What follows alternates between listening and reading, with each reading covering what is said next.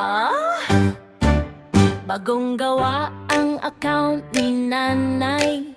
Di pinya kisame, wala siyang sabay dahil hello, kumusta sa comment section.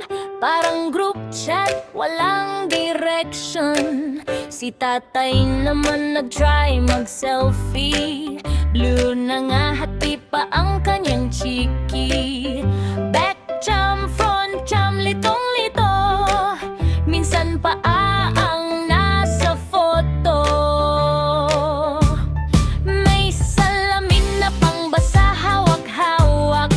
Pero spelling, naliligaw pa rin ang utak. Good meaning ito, kumusta kayo dyan? Lahat nakatag, pati kapitbahay sa bayan. Oh, tito, tita, bakit ganyan? Comment box, ginawang usapan re. Messenger nandyan, di ginagamit. Story mo na sa kumsek nakasabit. Oh, lola, lolo, wait lang naman. Di kailangan sumigaw sa tonge parang behal. Hello, naririnig mo ba ako? Yes po, malinaw kahit mahina kayo. Oh, tito, tita, bakit ganyan? Comment box, ginawang usapan re. Messenger nandyan, di ginagamit. Story mo na sa kumsek nakasabit. Oh, lola, lolo, wait lang naman. Di kailangang sumigaw sa tawagan behal. Hello, naririnig mo ba ako? Yes po, malinaw kahit mahina kayo. Si Ninong nag-leave, di niya alam. Kumakain lang, buong mundo nanonood dyan.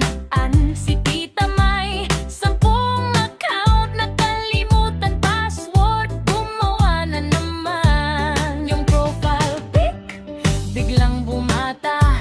Filter lang pala, napawaw ang barkada.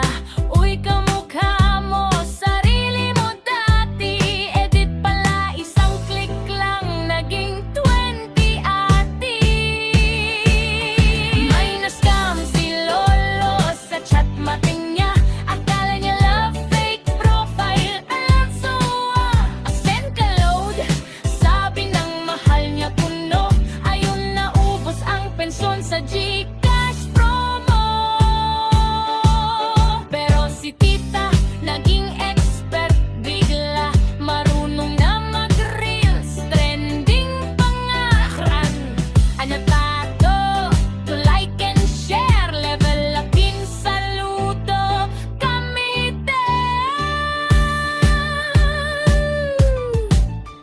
Bagong cellphone, flex sa kapitbahay. Installment pa to, pero okay lang, yay.